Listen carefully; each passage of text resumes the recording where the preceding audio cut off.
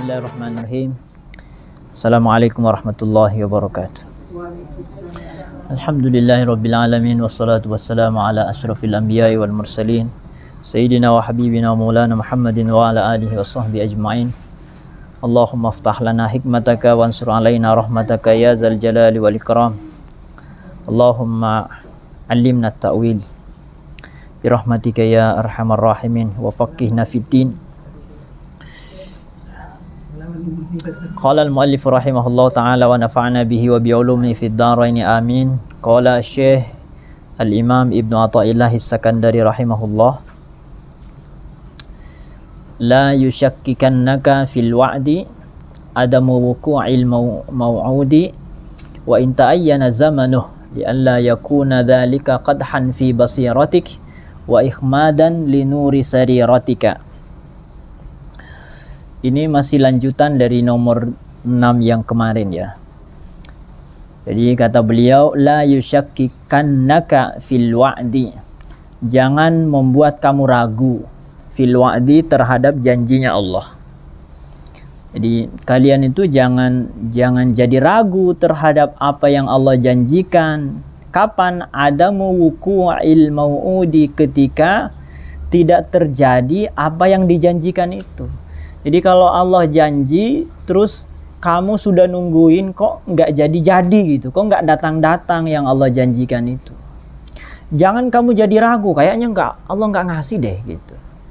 Jadi kalau Allah belum ngasih apapun, mau doa, mau janji apa saja, kok rajin sholat tapi kok utang nggak kunjung kebayar, itu masalah kok nggak selesai. Apa yang saya cita-citakan sekian lama, udah tahajud, udah duha, udah khatmul Quran, kok nggak datang. Katanya kalau kita baik Allah akan baik. Katanya kalau kita rajin duha Allah akan mudahkan, kok nggak terjadi gitu. Kita kan jadi ragu itu. Kata Ibnu Athaillah, ya jangan.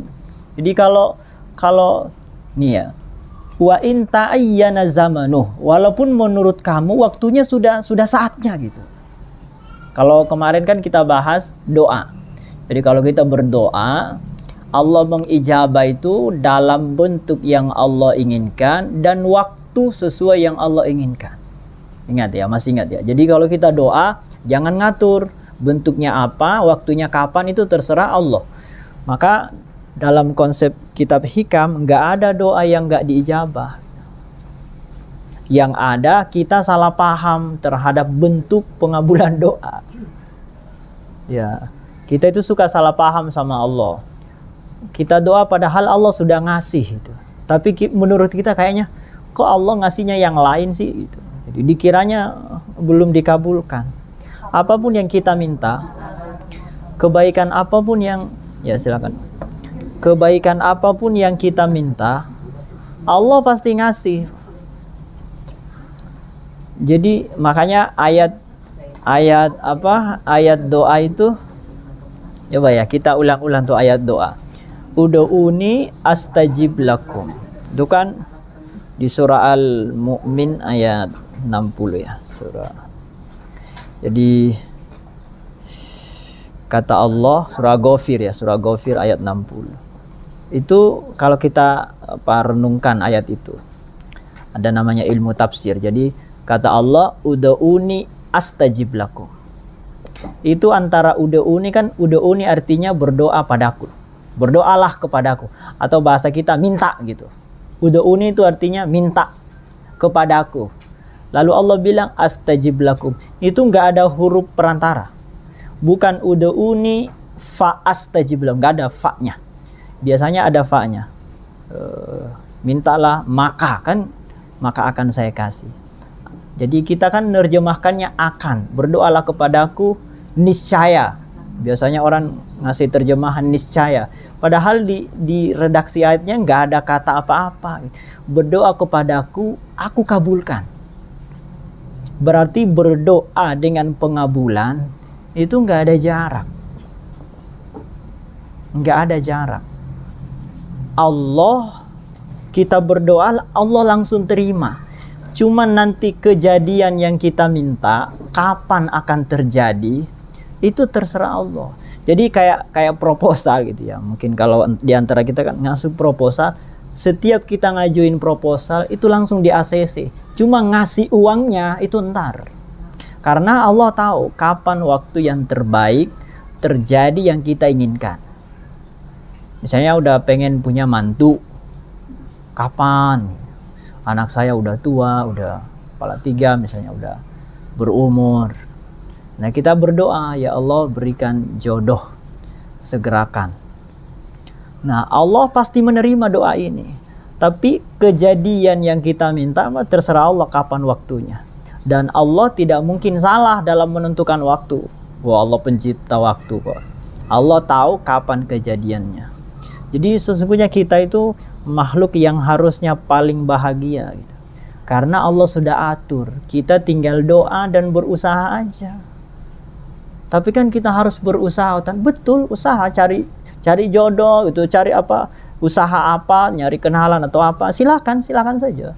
Itu justru harus dilakukan. Jangan udah katanya jodoh udah ada yang ngatur. Jadi nggak ada proses sama sekali, nggak ada usaha sama sekali. Itu justru keliru juga. Jadi kita tetap harus melakukan ikhtiar yang kita bisa. Ini yang kemarin 3 minggu yang lalu kan kita bahas itu waktu masih di kelas. Jadi tetap kita lakukan. Tapi walaupun kita berusaha, kita nggak boleh protes terhadap hasil saya kok berusaha kok nggak terjadi. Karena yang membuat terjadi itu bukan usaha kita, tapi tetap Allah Subhanahu Wa Taala. Ini masalah takdir ya. Makanya ini sangat penting buat kita karena kita sering bingung gitu. Kita disuruh ikhtiar, tapi katanya kita disuruh pasrah. Ya dua-duanya harus dijalankan. Jadi usaha maksimal, tapi masalah hasil kita harus pasrah total ke Allah. Karena kalau kita enggak pasrah, kita ikut mikirin kayak poin yang kemarin itu, kita ikut mikirin, kita jadi stres gitu. Coba orang yang stres itu kenapa? Karena mikirin itu. Mikirin yang Allah sudah atur, bayangin. Allah sudah atur, kita kok ikut mikir, padahal nggak ada efeknya sama sekali. Ya, yang ada malah membuat kita menderita gitu. Nggak ada kita ikut mikir jadi selesai, nggak ada. Ya tetap Allah yang ngatur. Buktinya COVID ya tetap aja terjadi. Kalau Allah belum izinkan berhenti ya nggak berhenti. Tapi ya kita tetap harus ikhtiar. Tapi hati kita tetap tenang gitu. Jadi yang harus pasrah itu bukan tangan, tapi hati. Jadi kalau ibu misalnya dulu ya waktu sadis-sadisnya COVID, kalau sudah cuci tangan, sudah pakai masker, yang kita tahu kan caranya kayak gitu dikasih tahu sama ahlinya ya begitu. Ya udah laksanakan itu. Setelah itu ya terserah Allah. Kalaupun kita sudah masker, sudah jaga jarak, sudah dulu itu yang harus tinggal di rumah, harus lockdown ya. Oh harus tinggal di rumah terus. Ternyata masih kena juga ya kan. Terserah Allah. Kita kan hanya berikhtiar saja. Jadi nggak perlu disesali.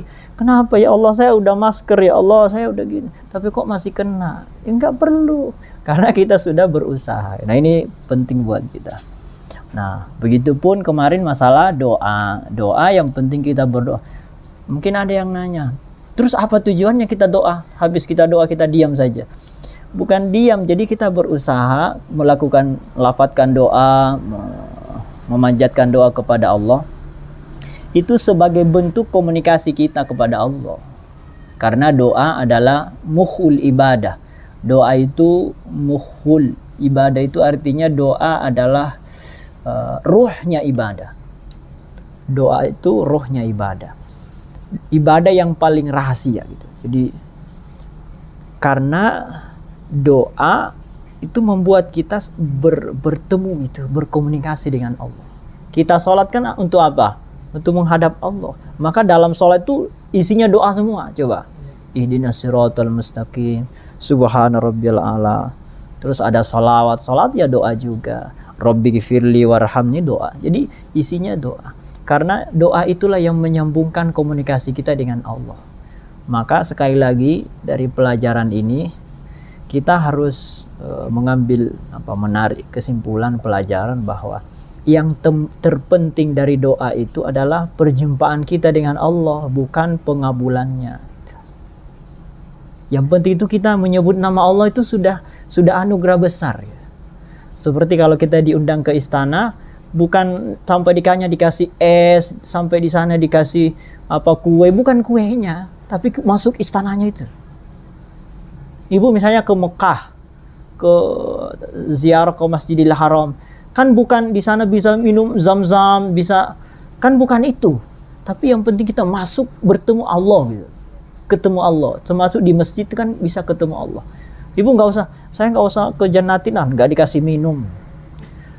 Kan bukan pemberian di rumah Allah itu, tapi pertemuannya. Sama dengan doa. Kita doa, ya Allah berikan kami rezeki. Tapi buat kita yang lebih berharga itu bukan rezekinya, tapi kita bisa berjumpa, berkomunikasi, bisa menyebut nama Allah dan Allah dengar tuh, bayangin.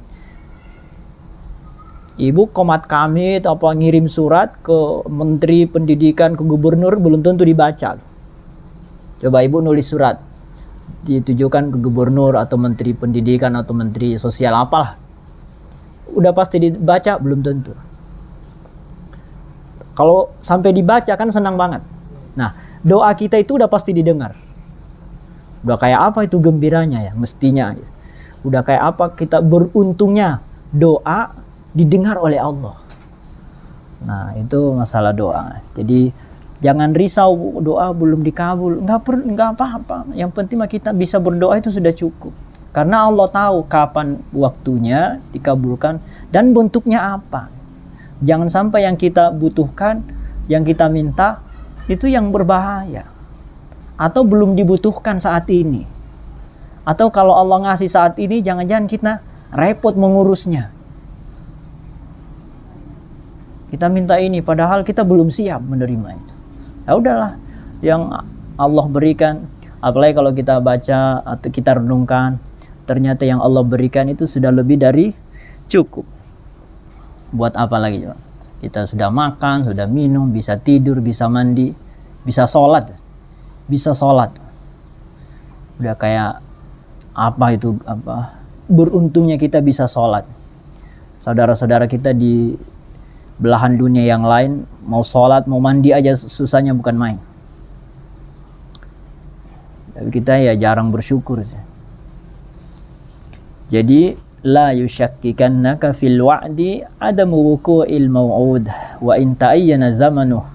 Walaupun waktunya sudah sampai menurutmu, jangan sampai kamu ragu terhadap janji Allah. Kenapa?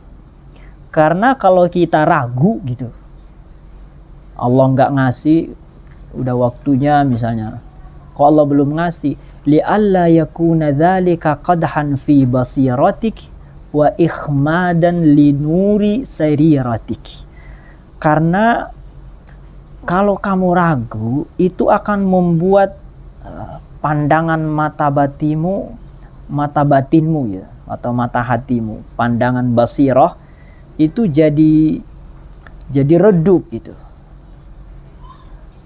Wa ikhmadan linuri sariratik, dan akan membuat cahaya rahasiamu, cahaya sirmu akan padam. Jadi kalau kita ragu, berarti keyakinan kita ke Allah itu nggak kuat gitu. Berarti kita meragukan Allah. Kalau kita sudah meragukan Allah, berarti nggak yakin lagi. Nah, kalau kita nggak yakin lagi, berarti batin kita, hati kita sedang padam cahayanya. Karena padam cahayanya, jadi gelap. Karena gelap, nggak bisa ngelihat. Karena nggak bisa ngelihat, berprasangka, oh Allah ternyata nggak suka sama saya. Karena nggak bisa ngelihat. Tapi orang yang bisa melihat, dia akan tahu kasih sayang Allah. Dia akan tahu betapa Allah memberikan hikmah di setiap kejadian. Ini penting Bu ya. Jadi tahu hikmah itu butuh cahaya. Ya sama cahaya lampu ini, kalau nggak ada lampu kan kita nggak tahu depan kita apa lemari atau paku atau duri atau batu. Tapi kalau ada cahaya jelas, kita jadi tenang gitu. Nah sama dalam hal keyakinan ke Allah juga, kalau cahayanya bersinar kita tenang gitu. Tuh ibu berjalan di malam hari gelap, nggak tenang kan? Pasti nggak tenang, ragu ini apa nih? Jangan-jangan salah jalan, jangan-jangan ada yang ngikutin, jangan-jangan ada siapa gitu. Karena kegelapan itu akan mendatangkan kegelisahan. Hati yang gelap akan gelisah. Tapi kalau hati yang terang, itu akan kelihatan, oh hikmahnya ini. Hikmahnya ini. Kalau kita sudah tahu hikmahnya, kan jadi bersyukur gitu. Makanya penting untuk melihat karunia Allah itu butuh cahaya yang membuat kita bisa melihat. Jadi bukan mata kepala kita aja yang butuh cahaya untuk melihat, mata hati juga butuh cahaya. Cahaya untuk melihat karunia Allah, termasuk melihat janji-janji Allah gitu. Bagi orang yang mata hatinya gelap, dia akan malas sholat misalnya. Dia akan malas bersedekah. Baginya sedekah itu mengurangi. Dan saya kan duit saya jadi kurang. Karena dia nggak lihat pahalanya, nggak lihat balasan Allah gitu. Kenapa dia nggak lihat balasan Allah? Gelap. Kenapa gelap? Mata hatinya padam. Tapi kalau terang, sedekah itu ringan. Kalau ada yang butuh ya ringan saja, membantu orang, ngasih orang, nggak ada masalah. Tapi kalau kasih nggak ya, saya juga butuh. Jadi keraguan itu akan selalu menghantui. Nah kita kan sering ragu, berbuat baik kan sering ragu. Mau sholat aja ragu coba. Sholat nggak ya? Ntar aja deh. Padahal udah jelas-jelas sholat itu baik. Apalagi kalau yang masih ragu-ragu, yang masih syubhat. Yang jelas-jelas baik, kita itu masih sering ragu. Itu menunjukkan bahwa batang batin kita ini belum terang, masih redup-redup gitu. Ini lubang atau jalan sih? Jangan-jangan ini pagar gitu. Karena nggak terang. Tapi kalau terang, setiap ada kebaikan, dia akan lakukan sesuai yang dia mampu. Oh ini penting ya. Jadi kalau ada kebaikan kok kita ragu-ragu, ciri-cirinya berarti belum terang batin kita. Nah, jadi keraguan itu membuat mata batin kita jadi padam. Karena dalam ayat-ayat banyak sekali Allah itu berjanji. Misalnya man amila sholihan min dzakarin aw unsa wa huwa mu'min. Siapa yang beramal soleh, baik laki-laki atau perempuan, falanuhyiyannahu hayatan thayyibah, misalnya akan kami berikan kehidupan yang nyaman. Hayatan thayyibah itu kehidupan yang enak, yang bahagia gitu. Walanajziyannahum ajrahum bi ahsani ma kanu ya'malun. Lalu kami beri pahala yang jauh lebih baik dari yang mereka lakukan. Jadi dunia tenang, di akhirat juga lebih tenang lagi. Itu janji Allah. Terus kenapa kok saya nggak bahagia gitu? Nah, itu kan sering meragukan gitu. Berarti janji Allah nggak benar nih. Katanya kalau kita ibadah ala bidzikrillah tatmainnul qulub. Dengan zikir kepada Allah, hatiku jadi tenang atau hati kita menjadi tentram. Kok saya banyak zikir kok gelisah gitu?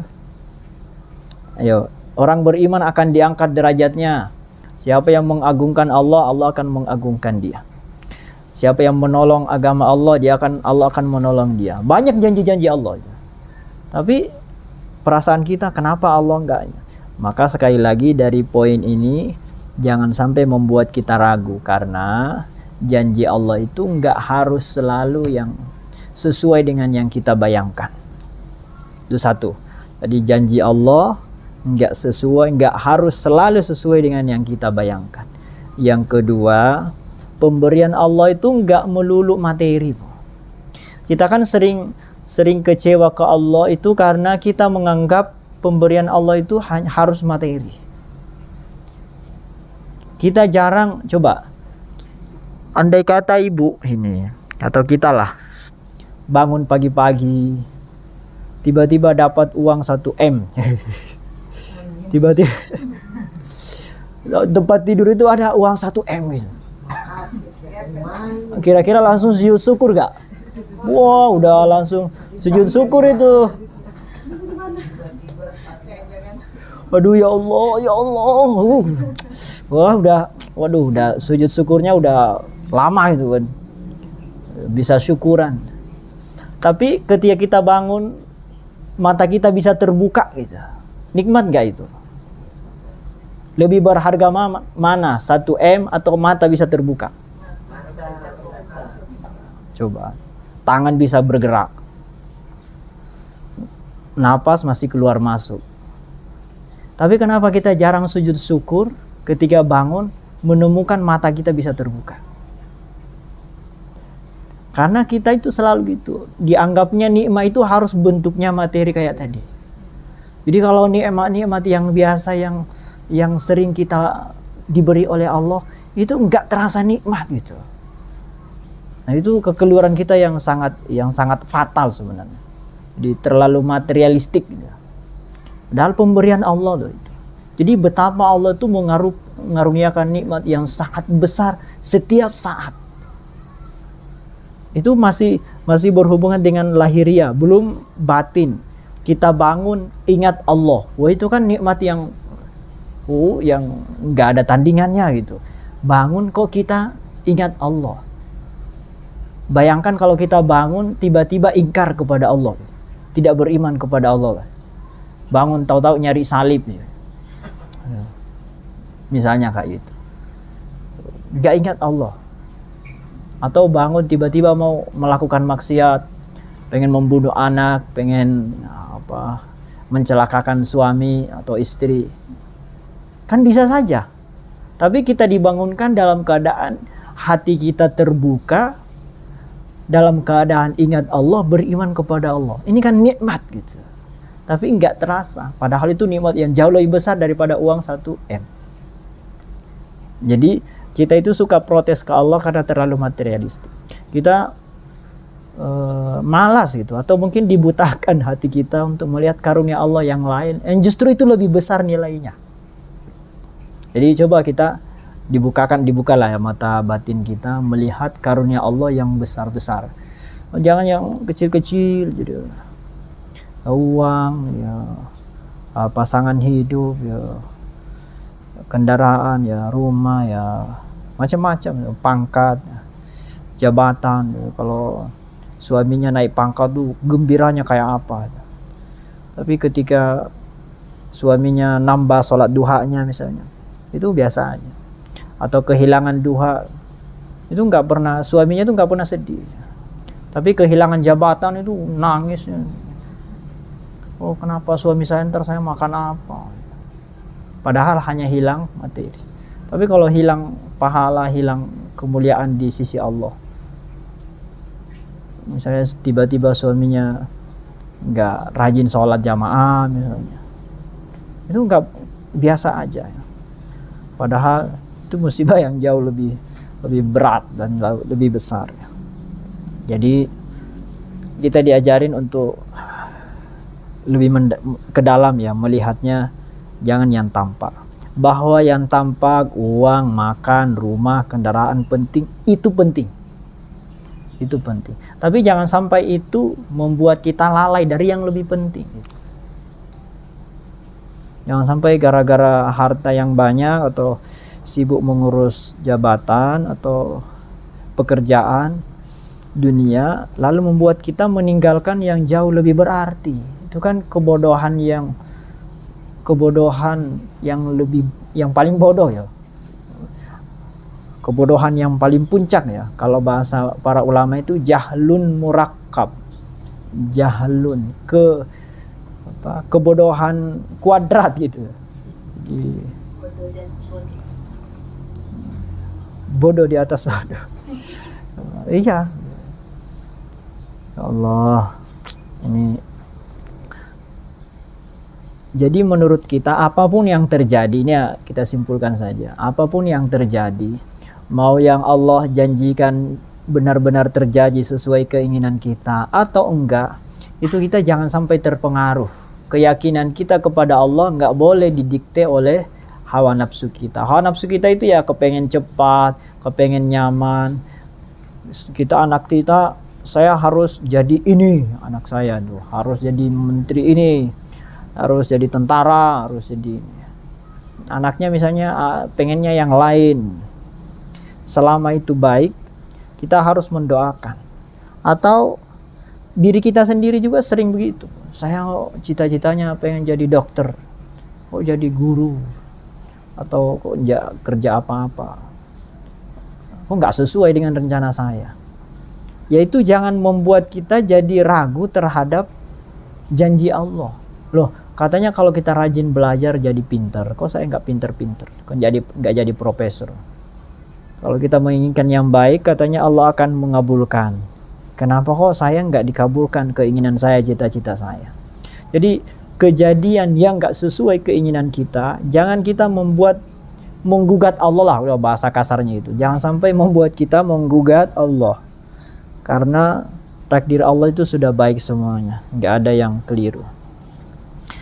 Saya ingin baca sedikit, ada kitab syarah yang mensyarah kitab hikam itu, ditulis oleh Syekh Said Ramadan Al-Buti, yang ulama dari Syria yang mati syahid.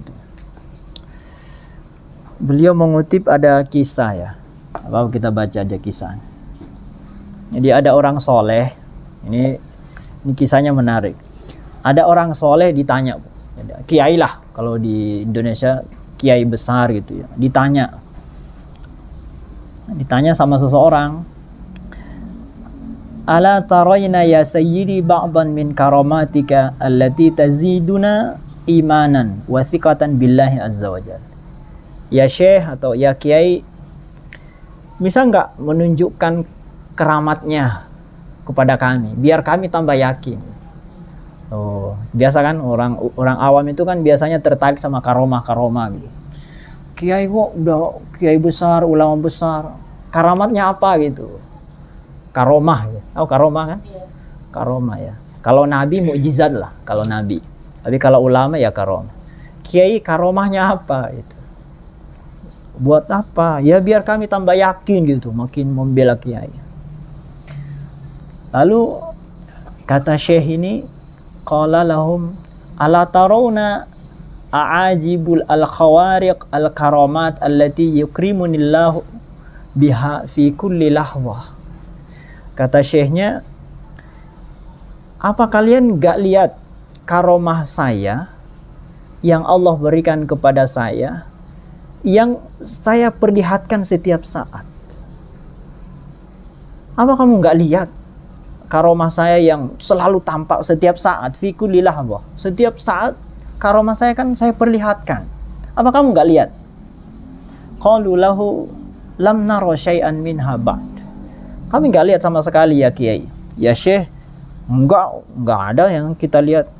Loh, kok kamu nggak lihat? Iya kami nggak lihat kiai. Nah, lalu syekhnya bilang, afala tarawna anni usiru fawqal ardi duna an takhsifa bi wa duna an tanhimara alayya an yazak wasyahab. Kata beliau, apa kamu nggak lihat setiap hari saya berjalan di atas tanah dan tanah ini nggak terbelah untuk memakanku? Coba. Jadi kata beliau, kamu nggak lihat Allah memperlihatkan karomahnya ke saya? Kan setiap hari saya jalan kemana-mana, saya nggak ditelan bumi gitu. Coba, ibu jalan ke sini selamat, nggak disambar petir, itu karomah loh.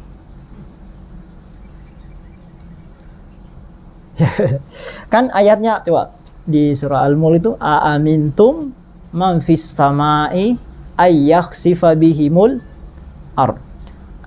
Apakah kalian merasa aman di muka bumi yang bisa saja bumi itu akan menelanmu? Jadi bisa saja kita jalan tiba-tiba gempa kayak di Palu dulu itu beberapa tahun lalu ya. Saya lagi di Abu Dhabi itu melihat kejadian. Jadi ada kampung yang ditelan, hilang sama sekali. Itu bisa saja terjadi di mana saja. Ya bisa saja terjadi di Cilandak, di RT.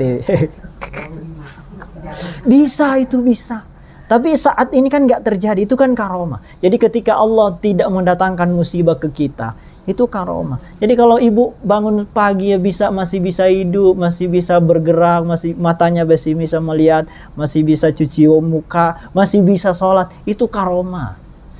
Pemberian Allah yang sangat besar yang harus disyukur. Jadi karomah itu bukan hanya ya bisa jalan di atas air, bisa terbang kayak burung. Ngapain terbang, lu ada pesawat kok. Ibu mau jalan di atas air, kan ada kapal. Buat kerennya apa coba? Kerennya apa? Orang bisa jalan di atas air. Kalau yang pakai kapal malah nggak basah loh. malah rame-rame itu. Kalau jalan di atas air sendirian. Jadi udah, kita itu didikte sama kejadian yang berulang-ulang. Jadi kalau ada kejadian yang biasa, itu dikiranya bukan karunia Allah, bukan karomah. Yang dianggap karomah itu yang aneh-aneh. Iya kan? Aneh-aneh, nggak masuk akal. Bisa jalan di atas air. Kalau pakai kapal kan masuk akal kan? Padahal itu karunia Allah juga. Nggak bisa orang jalan perahu itu kalau bukan karunia Allah. Berarti perahu bisa berjalan itu karunia Allah bukan? Jadi orang berjalan pakai sendal di atas air sama orang yang pakai perahu sama. Sama-sama Allah yang berkuasa gitu. Makanya saya sering contohkan gini, misalnya hujan. Kalau tiba-tiba ada hujan tanpa awan, keren nggak? Maksudnya unik nggak? Wah itu kan subhanallah. Ya Allah, pasti viral itu. Tiba-tiba hujan air langsung basah gitu. Padahal nggak ada awan. Wah itu bisa viral. Masya Allah, karunia Allah gitu. Ini kekuasaan Allah bang. Tapi kenapa ketika ada awannya itu nggak subhanallah? Karena sudah biasa. Padahal itu jelas air bisa turun dari awan. Itu jelas karena karunia Allah. Jadi ibu misalnya tiba-tiba ada air, ada makanan misalnya, atau tiba-tiba hidangan di meja makan tiba-tiba tersedia. Ini kan pemberian Allah, karunia Allah. Harus ya Allah hamba bisa makan.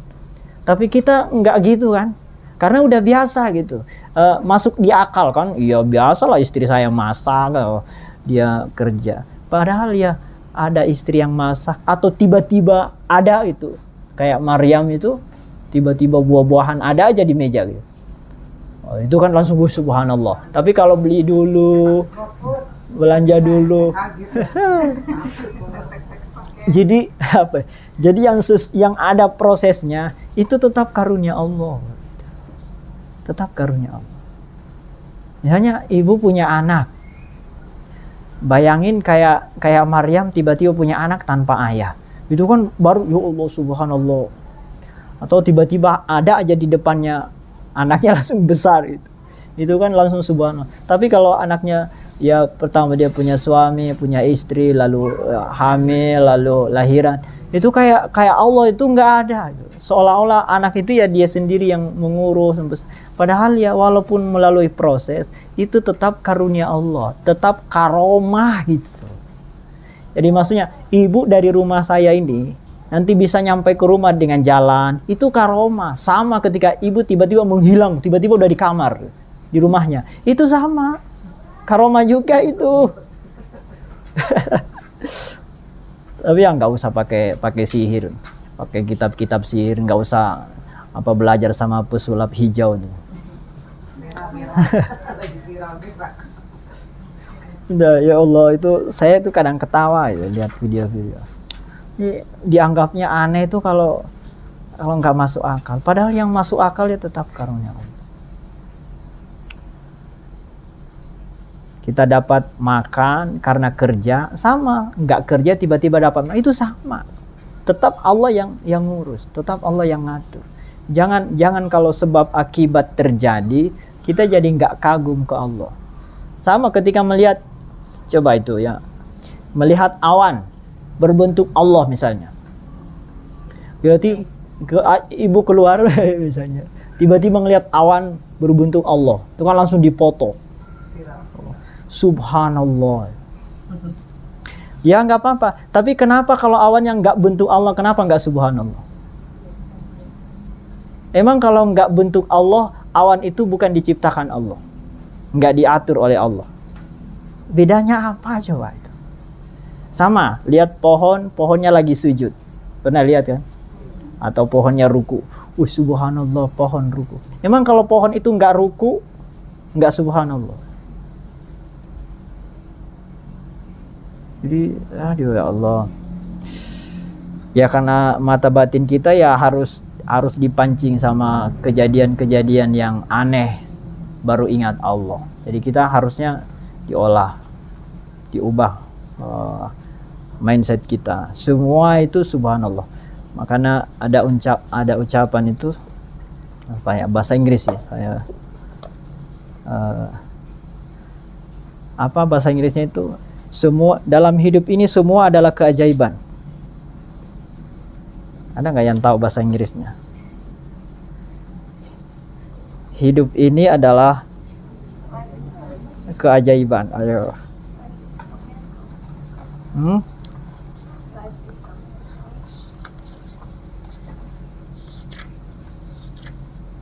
Biar agak keren dikit. Oh ini. Life is full of surprise. Life is full of surprise. Hidup ini semuanya kejutan. Jadi ibu bangun itu kejutan, bisa bangun. Pulang ke rumah suami senyum, suami ada gitu. Itu kejutan dari Allah. Rahmat karomah, kalau bahasa agama itu rahmat karomah dari Allah. Karena bisa saja ibu pulang suaminya udah meninggal, itu bisa. Loh, tiba-tiba beras hilang, apa tiba-tiba rumah kebakar, itu bisa. Tapi ketika sampai ke rumah kita nggak kebakar, masih utuh, itu karomah. Ya. Jadi semua karomah. Cuma karena mata kita ya terhijab ya. Kalau bahasa tasawuf itu kita itu sudah hijab kita itu tebal. Jadi membuat semuanya biasa-biasa saja gitu. Padahal semua itu keajaiban. Semua yang ada di dunia ini keajaiban. Cuma karena kita terhijab nggak bisa melihat sisi keajaibannya. Jadi biasa-biasa. Hujan turun biasa kan? Padahal itu keajaiban yang dahsyat tuh. Allah bisa menurunkan. Masya Allah. Kayak apa itu ngatur hujan itu? Dulu pernah di Jakarta bikin hujan buatan. Apa? Bukan hujan buatan. Mencegah hujan. Jadi awan itu dikasih apa gitu. Biar nggak jadi hujan. Supaya nggak banjir ya. Masih ingat nggak? Dulu waktu suka banjir Jakarta itu. Dikasih garam apa ya? Awannya itu. Betapa sulitnya ngatur hujan gitu. Tapi Allah ngatur hujan dengan mudahnya. Allah. Jadi kalau ibu pulang ke kampung naik mobil terus sampai ke rumah itu karomah. Sama ketika ibu tiba-tiba menghilang di Jakarta, udah tahu-tahu udah di rumahnya di kampung. Itu sama. Tapi kita kan kalau naik mobil ya biasa aja kan. Dianggapnya itu bukan karomah. Padahal bisa selamat. Ibu bisa selamat itu karomah. Anak ibu sekarang udah besar, itu karomah yang dahsyat. Bisa saja anak itu meninggal saat kecil, tapi kan buktinya enggak. Sekarang dulu waktu masa-masa Covid-nya, parah-parahnya Covid, banyak yang meninggal. Nah, kita bisa masih bertahan, itu karunia, karomah. Allah masih memilih kita untuk bertahan. Ya bisa saja kan Allah menakdirkan kita kena Covid di awal-awal terus meninggal gitu.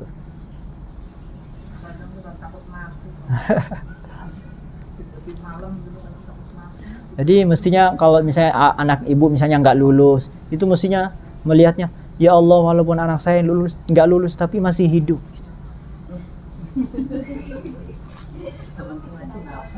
Jangan-jangan anak saya kalau lulus ikut pendidikan terus terlalu parah penderitaannya mati. Banyak ada kan orang yang masuk tentara itu. Jadi bisa saja Allah menyelamatkan anak ibu supaya nggak dibunuh sama senior-senior. Daftar polisi kok nggak lulus. Ya siapa tahu nanti kalau jadi polisi kayak Sambo, jadi dicegah gitu. Ya bisa kan?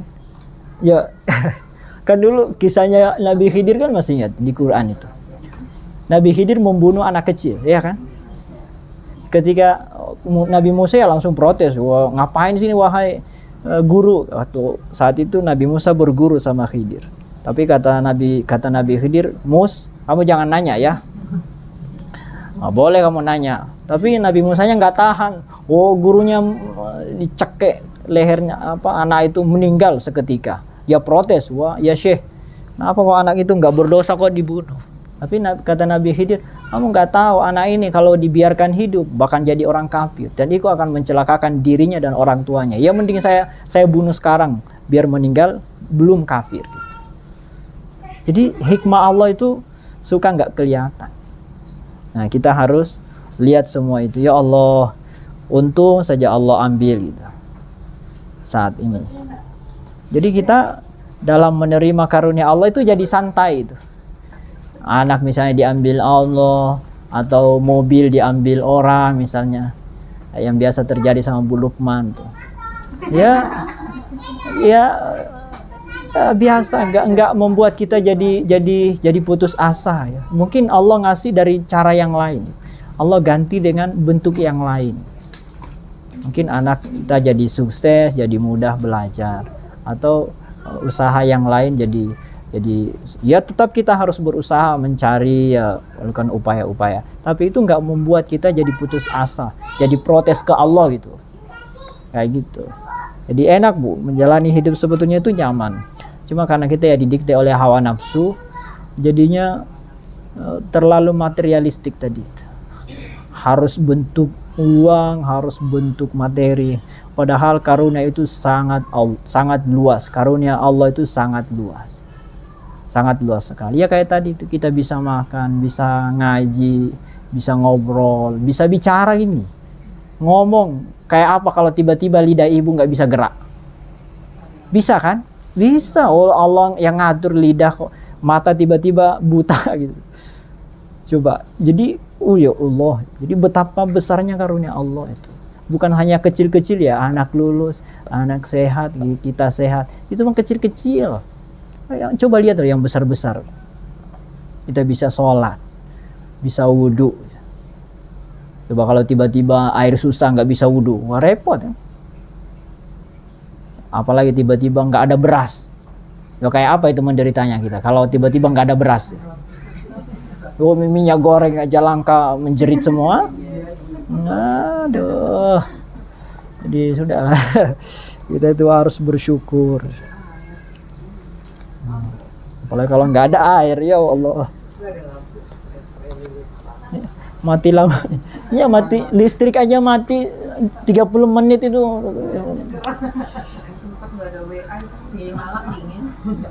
Atau wifi mati gitu. Jadi aduh. Sekali lagi rahmat Allah itu luas, jangan dipersempit. Jadi kalau Allah memutuskan satu pintu rahmatnya, kita coba lihat pintu rahmat yang lain.